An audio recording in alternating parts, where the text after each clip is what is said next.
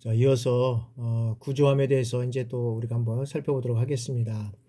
계속적으로 이게 이제 3시간을 녹음을 하면 이제 25분씩 해서 우리가 이제 75분을 해야 되잖아요.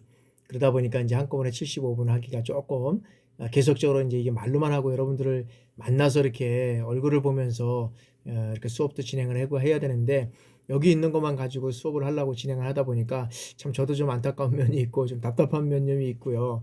그렇습니다. 그렇기 때문에 우리가 이제 어떤 면에서는 이런 어떤 그 코로나로 인해서 우리가 이제 이렇게 영상 수업을 이렇게 비대면 수업을 진행하고 있지만, 앞으로는 이제 이런 것들이 더 발전되고 우리 또한 이런 것들을 이제 더 발전시켜 나가는 이런 어떤 교육 체계가 진행되어야 되지 않나 이렇게 생각을 한번 해봅니다. 그러면서 이제 계속적으로 한번 또 진행하도록 하겠습니다. 자, 구조함은 자, 해상에서 함정의 어떤 구조와 예인의 어떤 주 업무를 우리가 임무를 수행하는 것을 우리가 여기에서는 구조함이라고 할 수 있다라고 하는 거죠. 그래서 이 구조함은 수상함 구조함과 잠수함 구조함으로 나누는데, 그래서 수상함 구조함은 고장이라든지 또는 어떤 자초자는 이런 함정을 구조하거나, 그 다음에 기름 유출이라든지, 그 다음에 어떤 해상 오염, 그 다음에 이런 것들을 어떤 방지하는 활동을 우리가 이제 수상함 구조함이라고 한다는 거죠. 그래서 여기에는 이제 뭐가 이렇게 여기에는 수행해 나가고 있느냐 하면, 탑재되어 있느냐 하면은, 여기에서는 뭐 소나라라든지 수중무인 탐사기, 강압 챔버 뭐 이런 것들이 있는데, 뭐 이런 것들은 다 알 수가 없지만은 뭐 이런 것들을 통해서 우리가 어떤 고장이라든지 자초된 해상 함정을 여기에서는 구조하기 위한 어떤 구조함으로 우리가 이제 여기는 해상 구조함, 수상 구조함을 우리가 얘기를 할 수 있고요. 그 다음에 잠수함 구조하면, 자, 여기에는 어떤 면에서는 조남 잠수함과 어떤 그 승무원을 구조하기 위해서 여기에서는 이런 것들을 이제 하기는 이제 진행되는 것이라고 우리가 할 수 있는데, 자, 이제 앞으로는 잠수함이 대형화되고 잠수 깊이가 이제 증가하면서 깊은 바다에서 이제 이 조난 사고가 많아짐에 따라서 선체의 긴급 인양은 자꾸자꾸 어려워져 가고 있다는 거죠. 그죠? 어려워져 가고 있다는 겁니다. 그래서 실질적으로 보면 그래서 2차 세계대전이 시작되기 전부터는 이 조난 잠수함의 승무원에 대한 인명 구제에 중점을 두는 것으로 이제 성격이 바뀌었다는 거죠. 그리고 2차 세계대전 당시 미국의 잠수함 구조함의 어떤 배수량이 1,800톤에 이제 어떤 면에서 보면 그 조난 잠수함의 바로 위에 정확히 정박하기 위한 이런 어떤 뭐 특수 계량 장치라든지 뭐 구조난, 그다음에 잠수정, 이런 것들이 이제 있었는데, 오늘날에는 어떤 미국의 최신형 어떤 잠수함 구조함은 이제 3,000톤 이런 어떤 급에 이제 이루어져 가고 있다는 거죠. 그래서 바다에서 인원 구조를 할 수 있는 소형의 어떤 심해 구명정, 이런 것들로 이제 발전시켜 나가는 이러한 것들을 우리가 이제 볼 수 있다는 거죠. 자, 이제 이런 것들을 계속적으로 어떤 수상함의 발전 추세를 우리가 살펴보면, 자, 스텔스 성능이 이제 고도화돼 가고 있다는 거죠. 그래서 이런 어떤 면에서 보면 그 어, 해전 양상의 어떤 연안 해전으로의 전환으로 인해서 스텔스 성능 기능이 이제 어떤 중요성이 향상돼 가고 있다. 이거는 뭐냐면, 자, 생존성 강화와 함께 함정 설계의 어떤 주요 목표가 되고 있다는 거죠. 그래서 여기에서는 이제 이런 것들이 해전 양상으로 이제 이런 것들이 계속적으로 진행되어 가면서 스텔스 성능 기능이 이제 더욱 강조되고 있다라고 이제 우리가 얘기를 할 수 있다는 거죠. 그다음에 이제 두 번째는 이제 추진 시스템 어떤 그런 개선인데, 자, 현재의 어떤 그런 현재의 수상 전투함은, 자, 가스 터빈이라든지 이런 어떤 디젤 기관이 어떤 그런 주기관으로 이렇게 이루어져 가고 있다는 거죠. 그래서 이것이 이제 기계적 출력으로 감속 기호를 통해서 이제 추진기에 전달되는 추진 방식의 이제 주류를 이루어져 가고 있다는 거죠. 이런 것들이 이루어져 가고 있다는 거죠. 그래서 여기에서는 이제 그 현재 어떤 기술 발전 추세에 봤을 때는 여기는 이제 통합 전기 추진 시스템, 이런 것들이 이제 채택이 크게 이제 확대될 것으로 이제 전망되고 있다는 거죠. 따라서 수상 전투함의 어떤 체계 구성에 맞는 변화를 가져올 것으로 우리가 이제 앞으로는 예측할 수밖에 없다라는 거죠. 자, 다음에는 자, 자동화 및 승조원 어떤 최소화다. 여기에서는 자, 미군 함정은 함정 운용을 자동화하고 이를 토대로 해서 승무원 원수를 대폭 감축시킬 수 있는 이런 방안을 도출하기 위해서 1996년부터 이런 어떤 면은 그 스마트 어떤 쉽 이런 계획을 추진했다는 거죠. 그래서 그것은 뭐냐면 이 국방비 감축 추세에 따라서 함정의 순기 비능을 절감할 수 있는 이러한 경제성 높은 함정을 개발하는 것이 필수 과제가 되고 있다는 것이죠. 그래서 인건비를 최소화하고 이런 것들이 이제 이뤄가고 있다는 거죠. 그래서 이제 이런 어떤 발전 추세를 계속적이 보면 이런 스텔스한 어떤 성능 기능이 향상된 걸 이뤄가고 있지만 AI라든지 이런 것들이 계속적으로 진행된다 그러면 앞으로는 이런 어떤 인건비 이런 것들이 이제 사람이 운영할 수 있는 그런 것들이 아니라 이제는 자동적으로 운영될 수 있는 이런 기계가 이제 이루어져 갈 수밖에 없다라는 것들을 우리가 이제 살펴볼 수 있다는 것이죠. 자, 다음에는 이제 모듈 방식 설계 확대 전형이다.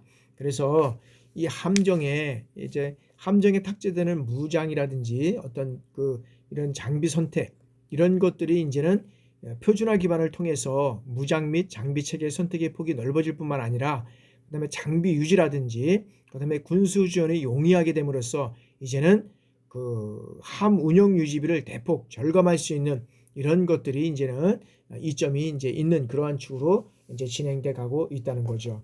다음에는 이제 네트워크 중심의 어떤 전산 작전 능력인데 자, 이제는 모든 것들이 네트워크 중심적으로 이제 이루어져 간다는 거죠. 그래서 각종 무기와 어떤 센서를 통해서 네트워크를 연결시켜서 그다음에 여기는 지휘관이라든지 참모, 전투원이 전투 장비를 실시간으로 공유하는 거죠.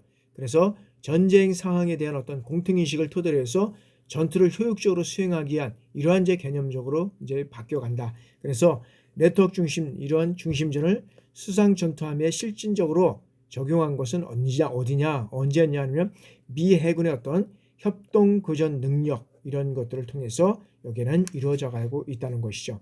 그래서 앞으로는 이런 것들이 그런 어떤 표적이라든지 뭐 이런 것들을 통해서 여기는 효과적으로 탐지하고 추적하고 공격할 수 있는 이런 어떤 네트워크 중심의 전투력을 이제 발전시킬 이러한 계획을 가지고 있다는 거죠. 그래서 수상이라든지 공중에서의 어떤 전천후 네트워크 중심으로 해서 작전을 수행하기 위해서 무인 항공기 개발 이런 것들을 적극적으로 추진하는 것이 이제는 이루어져 가고 있는 것이 현재 어떤 그런 여러 가지 연합 작전을 통해서 이루어져 간다는 거죠. 그런 것들을 통해서 이제 이루어져 갈 수밖에 없다는 거죠. 그다음에 이제 여기에서는 자, 다음에는 이제 이러한 어떤 잠수함 체계를 우리가 한번 살펴보도록 하겠습니다. 자, 잠수함이라는 것은 자, 수중에 이 잠항을 할 수 있는 군함이라는 거죠. 그죠? 군함으로서 최선의 전투 능력을 보유하면서 이제는 잠수할 수 있는 능력을 갖춘 우리가 함정을 우리가 여기에서는 잠수함이라고 얘기를 한다. 그죠? 잠수함. 그래서 이 이 잠수함은 바닷속을 운행해서 표적물에 어때요? 접근하면서 공격 목표물을 손쉽게 이제 이런 공격할 수 있다는 것이죠. 그래서 이건 어떤 면에서 보면 장점이라는 것은 뭐냐면 적에게 위치를 노출시키지 않는 것이 이제 큰 장점이 되겠죠. 그죠? 장점이 되겠죠. 근데 단점은 뭐냐면 이 해수면 부상 시 적에게 노출돼서 쉽게 이런 공격을 당할 수 있다는 것이죠.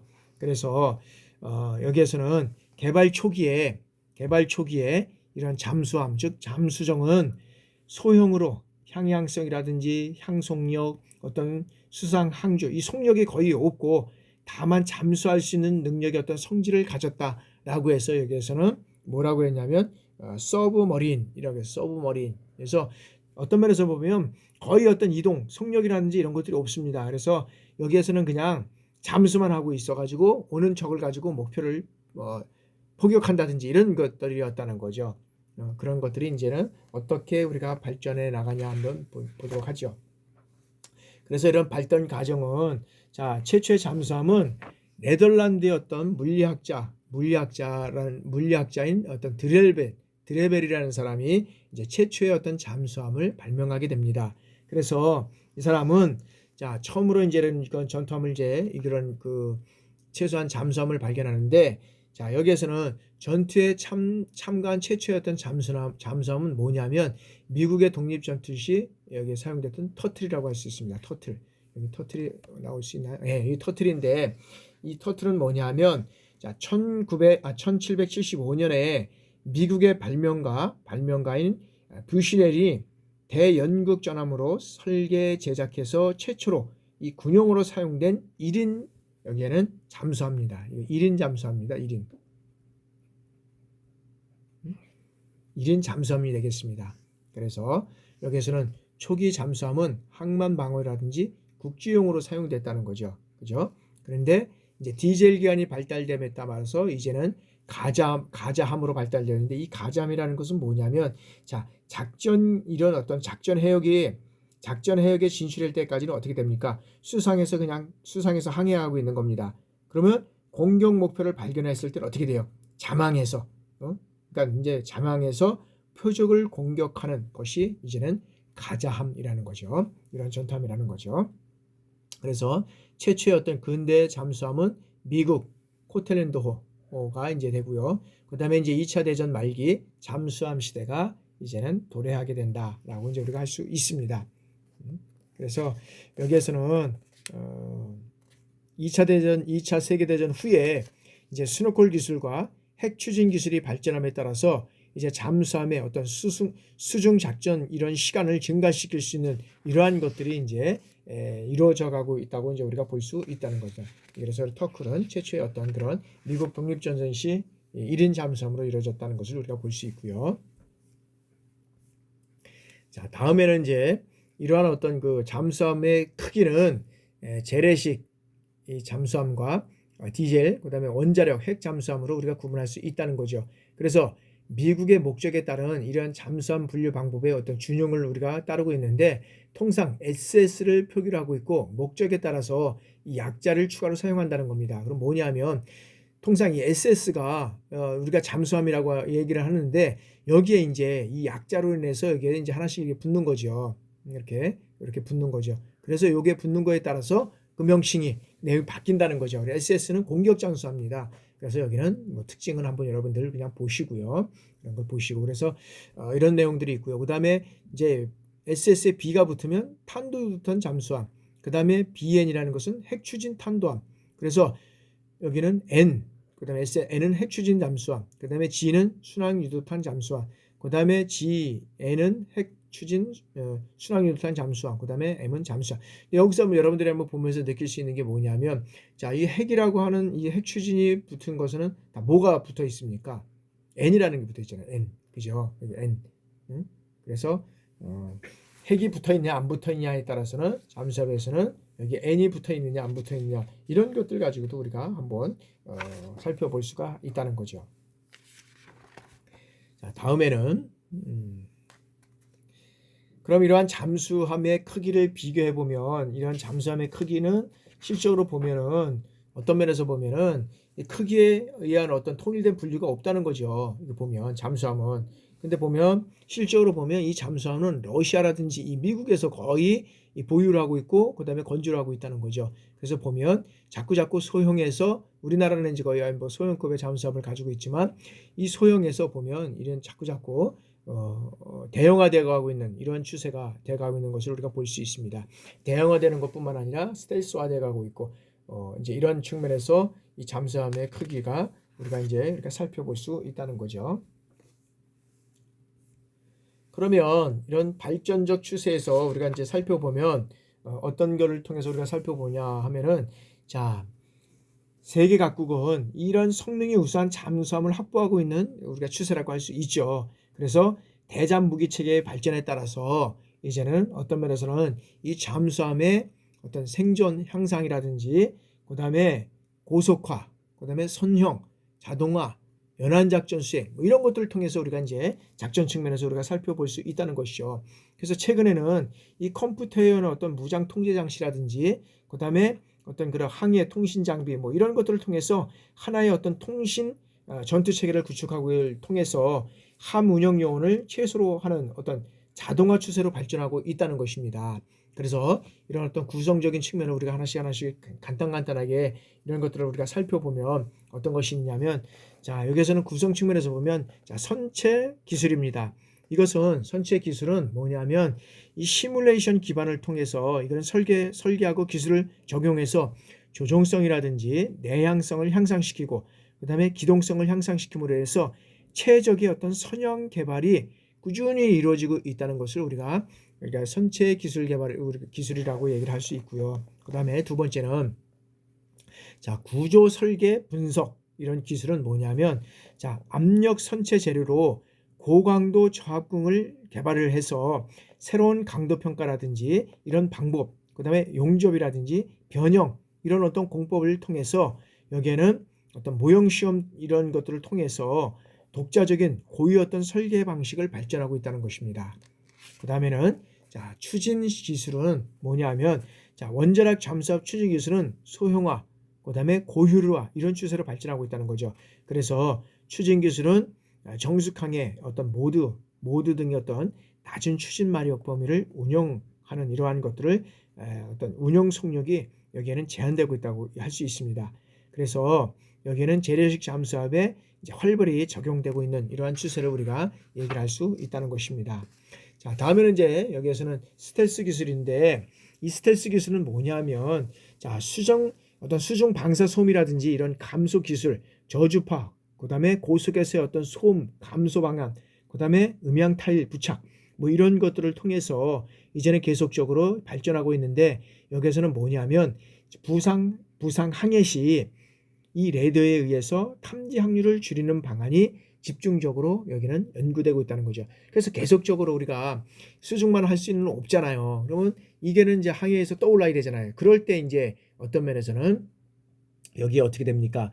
이제 레이더에 탐지되는 이러한 현상이 되겠죠. 그럼 레이더에서 탐지되는 순간에 어떻게 됩니까? 여기는 폭격이 날아오게 된다는 거죠. 그렇게 되기 때문에 이거에 이제 여기에 그 어떤 레이더 탐지에 이런 어떤 탐지력을 줄이는 이런 방안으로 계속적으로 진행돼 가고 있다는 것을 우리가 볼 수 있고요. 다음에는 이제 생존성 기술입니다. 자, 생존성 기술은 여기에는 그 생존성 향상을 위해서 여기는 스텔스 기술을 발전시키고 있다는 거죠. 계속적으로. 그래서 이 스텔스 기술뿐만 아니라 이 생존성 기술은 이거하고 연계가 되어 있다는 거죠. 그래서 앞으로 가면 갈수록 이런 어떤 그런 무기는 계속적으로 과학화되고 있고 그다음에 전자화 이런 돼 가고 있다는 거죠. 그래서 여기에서는 미국이라든지 그다음에 그 영국 이런 해군 강국을 중심으로 해서 이제 계속적으로 이러한 생존성 향상을 위해서 연구와 투자가 계속적으로 우리가 이루어져 가고 있다고 우리가 볼 수 있습니다. 그래서 뭐 영국뿐만 아니라 영국의 어떤 그런 해양 강국뿐만 아니라 모든 나라들이 이런 어떤 전투력을 어떻게 하면 향상시킬 수 있는 무기를 개발할까 여기에 혈안이 되고 있는 거죠. 그래서 지금도 보면 먹고 살 것이 없는 그런 어떤 면에서 보면 이런 그 북한에도 보면 계속적으로 이런 어떤 무기를 개발하고 그것을 또 전시하고 그것을 통해서 미군이나 어떤 한국을 압박하고 있는 이러한 모습들을 우리가 계속적으로 볼 수 있다는 거죠. 자, 이제는 마지막으로 자, 시뮬레이션 기반 기술이다. 자, 미국은 1990년대 중반부터 통합 제품 및 프로세스 개발을 통해서 여기에는 뭐냐면 자, 무기 체계 획득 개념이라든지 이런 시뮬레이션 기반 설계 시스템을 구축했다는 거죠. 그래서 차세대 여기는 공격 햄 잠수함 설계라든지 이런 것들을 적용해서 실행에 운영되고 있다는 거죠. 그래서 여기에서는 이런 발전 추세는 어떻게 되냐면 이제는 어떤 면에서 보면 제일 중요한 거는 이 생존성 향상을 위해서 이것을 어떻게 설계하고 여기에는 분석하고 그다음에 이런 기술들을 어떻게 접목시켜가고 이러한 기술들을 계속적으로 여기에서는 그 프로세스화해서 이런 어떤 차세대의 어떤 공격 햄 잠수함을 만들어낼 것이냐라는 것에 여기는 집중돼 가고 있다는 것이죠. 그래서 이러한 측면에서 잠수함뿐만 아니라 모든 기술이 진행돼 갈 것이라고 우리가 볼 수 있다는 것이죠. 그러면 뭐 우리가 이제 이 해군의 어떤 그런 잠수함, 어떤 그런 그 해군과 관련된 여기에 대한 그 이런 그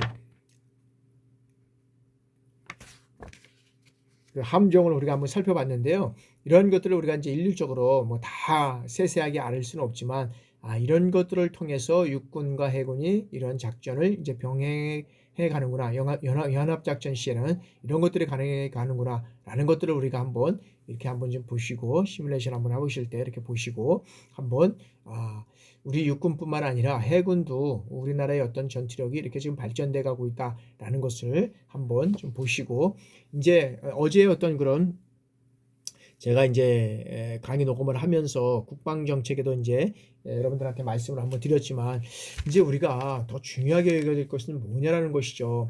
거기에 따라서 우리가 다시 한번 좀 집중적으로 한번 생각해 볼 것은 뭐냐면, 이제 이런 그 아산 정책 연구원과 그다음에 미국 랜드 연구원에서 이제 개발 보고했던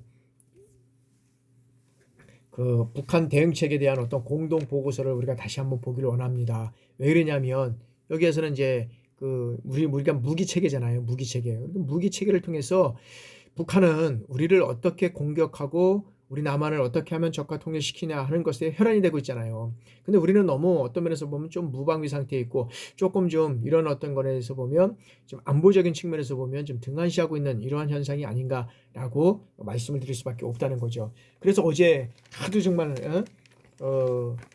정말 훈련을 안 하면 정말 오죽했으면 행안부가 정말 이런 훈련을 좀 하라. 그리고 여기에 대하면서 어떤 면에서는 합참의장의 면담을 요청하고 이런 상태까지 왔겠느냐라는 것을 우리가 살펴볼 수 있겠다는 거죠. 그래서 실제로 보면 이런 훈련을 하게 되지 않으면 우리는 실제 능력에 어떤 면에서 실제 이런 현상들이 되게 되면 우왕좌왕하게 되고, 어떤 면에서는 실질적으로 정말 전쟁이 바로 이루어져 간다 그러면 북한의 어떤 말처럼 속전속결돼서 우리는 미군이 지원하기 전에 우리는 어떤 면에서 보면 항복할 수밖에 없는, 항복을 하기 이전에 이미 끝나버리는 그런 상황이 될 수 있다는 거죠. 그래서 북한의 핵전술 5가지 우리 시나리오가 있잖아요. 첫 번째는 이 협박 강압을 통해서 어떤 면에서 보면은 이 핵무기를 사용한다라는 거잖아요. 그래서 우리가 NLL을 점령을 해서 핵 사용의 위협을 계속적으로 할 것이다. 그래서 우리가 서해 5도에 대한, 여기에서는 보면 우리가 서해 5도, 그죠? 서해 5도 어제 말씀드렸잖아요. 백령도, 대청도, 소청도, 연평도, 우도, 여기에 대한 것들을 계속적으로 여기에서는 핵 위협을 할 것이다.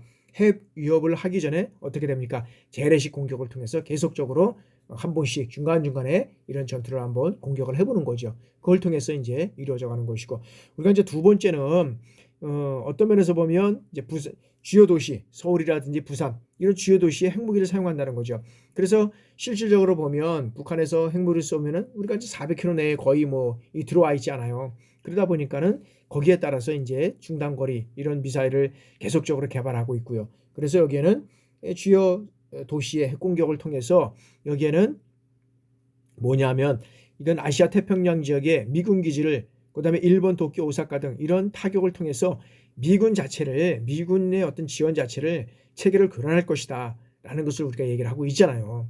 그래서 여기에 대한 우리가 대비도 또 필요할 것이고, 세 번째는 이런 어떤 면에서 보면 핵무기 사용에 대한 어떤 전면전이라고 하는데, 자, 핵무기가 여기에서는 40이나 60개의 어떤 핵무기를 사용한 정치 군사적 핵심 목표물을 기습적으로 공격할 것이다 라는 거잖아요. 그래서 실적으로 보면 핵무기로 인해서 정치 군사적 이런 핵심 시설을 목표를 공격하게 되면 어떻게 됩니까? 아시아 태평양 지역 전면을 핵전쟁의 위협이 일어날 수 있고, 미국의 증원 세력은 도착하기 전에 한반도는 이미 게임 아웃, 여기는 점령하고 많은 이러한 사태가 일어날 수 있다는 거죠. 상당히 심각한데도 우리는 너무나도 아니한 이런 어떤 국가안보태세 이런 것들을 좀 갖추고 있지 않느냐는 것을 다시 한번 우리가 뼈저리게 다시 한번 우리가 생각하고 여기에 대비해야 된다라는 거죠.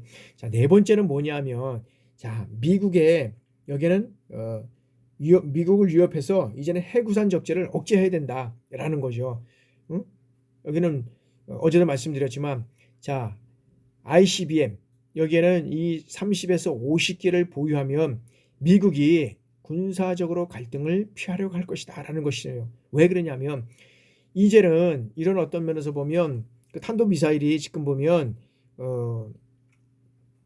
미국의 어떤 면에서는 핵심의 어떤 중심부에까지 이제는 발사될 수 있다는 거잖아요. 그렇게 된다 그러면 미군의 피해를 당하면서도 이런 한국의 이런 것들을 어떤 면에서 보면 그런 그 군사적 지원을 여기는 할 수 있느냐, 그런 측면이 대두가 된다는 거죠. 그렇게 된다면 실적으로 어렵다는 거죠. 그런 측면에서 우리가 다시 한번 이런 것들을 우리가 눈여겨보고 이루어 가야 되지 않느냐는 거죠. 그다음에 이제 마지막으로 보면, 자, 전 세계로 이제 핵이 확산될 것이다. 자, 핵무기를 보유하게 되면 이 100기가 넘을 게 되면은, 자, 북 지도자들은 어떤 생각을 하게 되냐면 이제 판매를 한다는 거죠. 그렇게 된다 그러면 이 핵무기가 어떤 면에서는 이라크라든지 이란 이런 쪽으로 계속적으로, 뭐 이란도 가지고 있겠지만 이런 쪽으로 이게 판매가 된다 그러면 여기는 어떻게 됩니까? 전 세계적으로 이제는 핵을 통제하지 못하고, 이제는 어떤 면에서 보면은 핵을 가지고 서로가 이제는 경계가 아니라 핵을 가지고 너 죽고 나 살자, 뭐 이런 식으로 이제 되는 수밖에 없는 이런 상태가 된다는 거죠. 전면제적 확산이 되는 거죠. 그래서 한미의 그럼 대응 전략은 뭐냐?